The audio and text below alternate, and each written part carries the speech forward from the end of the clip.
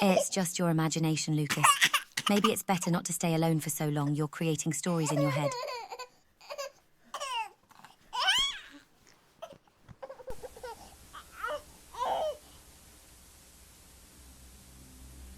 I've always been a rational person. I live alone in a simple apartment on the 6th floor of an old building in the city center.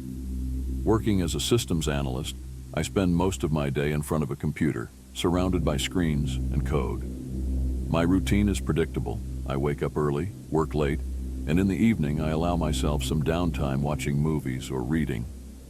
I've always enjoyed the peace of living alone, with no interruptions, just me and the quiet that night brings. Every now and then, I meet up with my friends for a beer. I've always been the skeptic of the group, the one who laughs at the scary stories they tell. Each one had their own strange experience. Pedro, for example, always talks about the time he woke up in the middle of the night and saw a dark shadow in the corner of his room, which vanished when he turned on the light. Lucas swore he heard footsteps in the hallway when he was home alone, as if someone was walking in the darkness. I always laughed at these stories, considering myself above that kind of superstition. But that night, something changed. I was exhausted as usual after a long day of work. The apartment was quiet except for the distant noise of traffic on the street below. It was raining lightly, the sound of raindrops tapping against the window bringing a sense of calm. I went through my nightly routine, brushed my teeth, put on my pajamas, and lay down in bed. The clock read 11 p.m. and I quickly fell asleep. That night, however, sleep didn't bring the rest I expected. I woke up, or at least I thought I had. It felt like I was stuck in a state between sleep and wakefulness. My room was dimly lit by the faint moonlight coming through the window, and everything seemed in place: my bed, the nightstand, the closed door. But I was paralyzed. My body wouldn't respond. I tried to move, but my arms and legs were completely immobile, as if they were made of stone. I had heard of sleep paralysis before. Some of my friends had mentioned this feeling of terror, of being trapped in your own body while something or someone seemed to be present. I always thought these stories were exaggerated, a way to justify vivid nightmares. But now, I was experiencing it, and it was much worse than any account I had ever heard. Then, I felt the presence. My eyes were the only parts of my body I could control, and when I slowly moved them towards the foot of the bed, my heart raced. There in the dark, something was watching me. It was a head, just a head, with the face of a person, emerging from the shadows at the foot of the bed. It stared at me, motionless, with empty, hollow eyes, as if there was no life in them. The mouth was slightly open, but no sound came out. Disheveled hair fell over the pale face, creating an image that was both absurd and terrifying. I tried to scream, but no sound came out.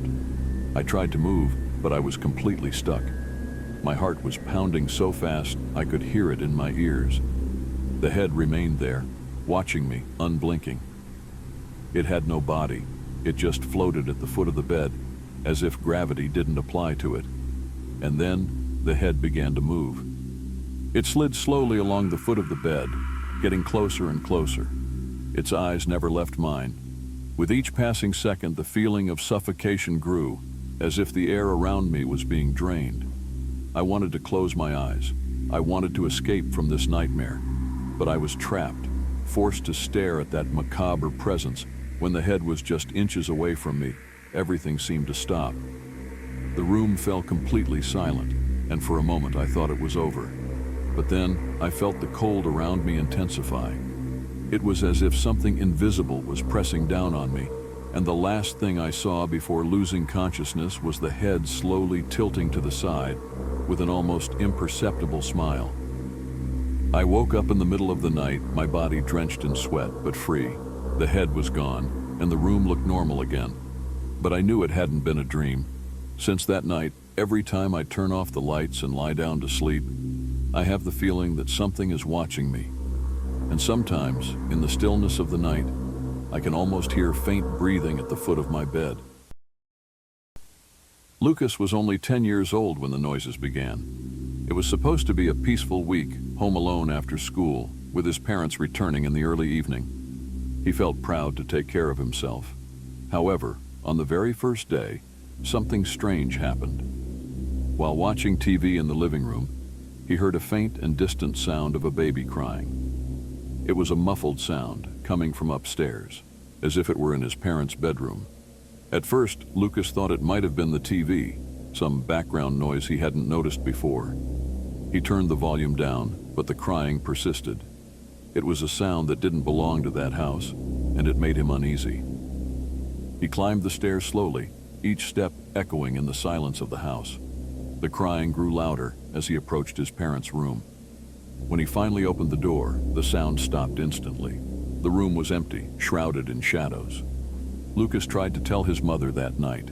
"Mom, I heard a baby crying in the house," he said, his voice low and trembling. She looked at him with a faint, tired smile. "Oh, honey, it must be your imagination. You're very creative. Sometimes our brains play tricks on us when we're alone." Lucas tried to argue, but his mother insisted that he shouldn't worry. Days passed, and the sound persisted. Every afternoon when Lucas was alone, the crying echoed through the house. He began to notice that the sound always came from the same place, his parents' bedroom. Sometimes, it seemed like the crying was just behind the door, but when he opened it, everything was silent, as if nothing had happened.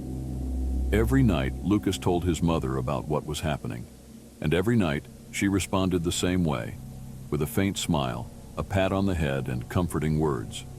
"It's just your imagination, Lucas. Maybe it's better not to stay alone for so long. You're creating stories in your head."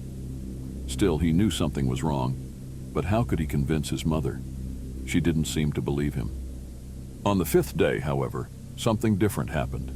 Lucas was once again in his parents' room, trying to find an explanation for the sound. The crying was louder that afternoon, more insistent, almost pleading. He ran downstairs where his mother was in the kitchen and started talking, this time in tears. "Mom, I swear, I heard it again. The baby is crying in your room. It's there right now. I heard it clearly." His voice was filled with desperation. This time, instead of giving him a tired smile, his mother froze. Her eyes filled with tears, and she turned away from him quickly.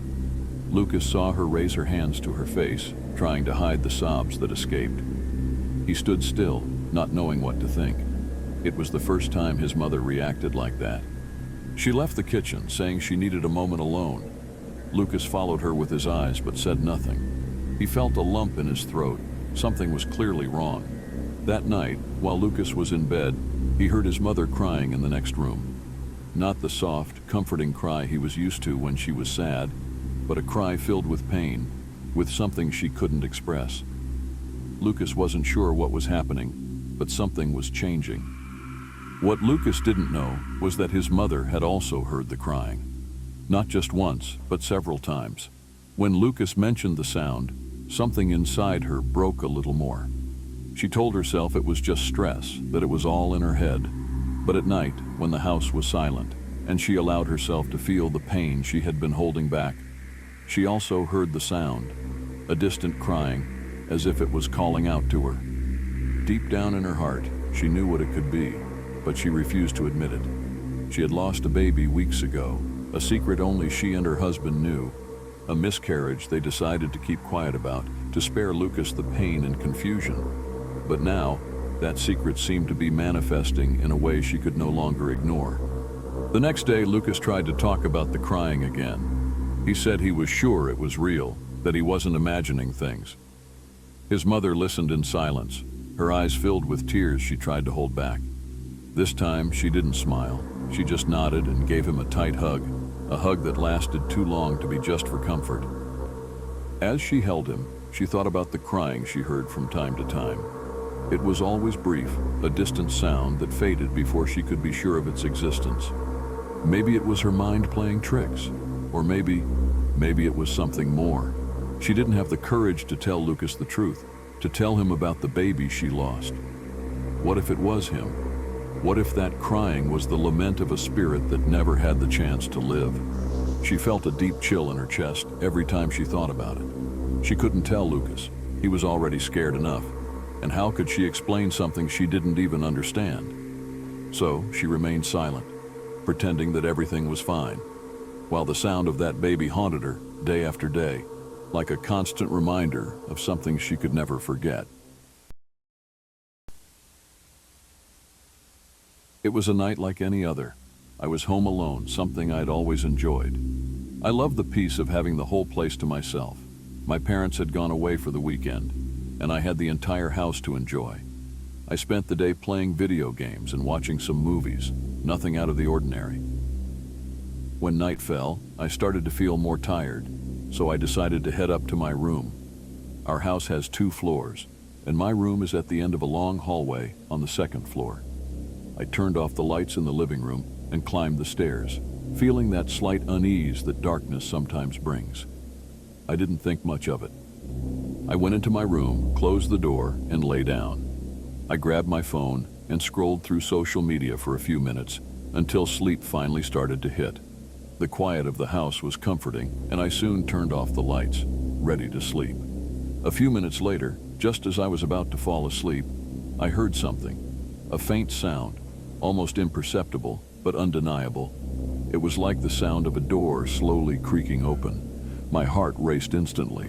Was that the front door? I thought. But that didn't make sense. I had locked all the doors before coming upstairs.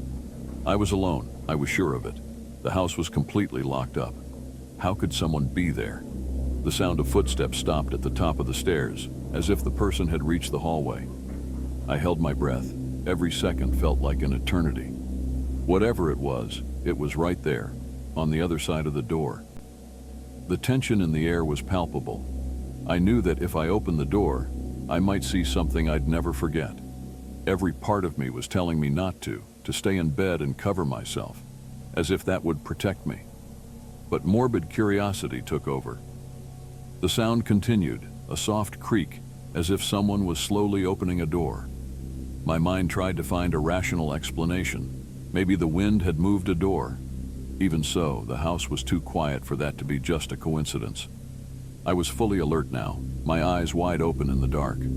I tried to calm my nerves, but the feeling that something was wrong kept growing. I sat up in bed, waiting to hear more. And then I did. Footsteps, slow, heavy, climbing the stairs. The sound echoed through the house, each step causing the floorboards to creak as if someone was approaching. My heart was beating so hard it felt like I was about to pass out. I got up from bed, trying not to make any noise, and walked toward my bedroom door. I placed my hand on the doorknob, hesitant, cold sweat dripping down my forehead. I took a deep breath and slowly opened the door. The hallway was dark, lit only by the faint light coming from downstairs.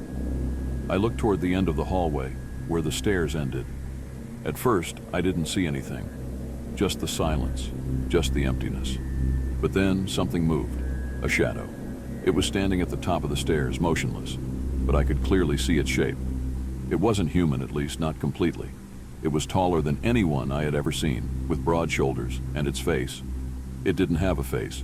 It was like a void, without features, just a black, silent presence watching me from the end of the hallway. I didn't know what to do. Every muscle in my body froze.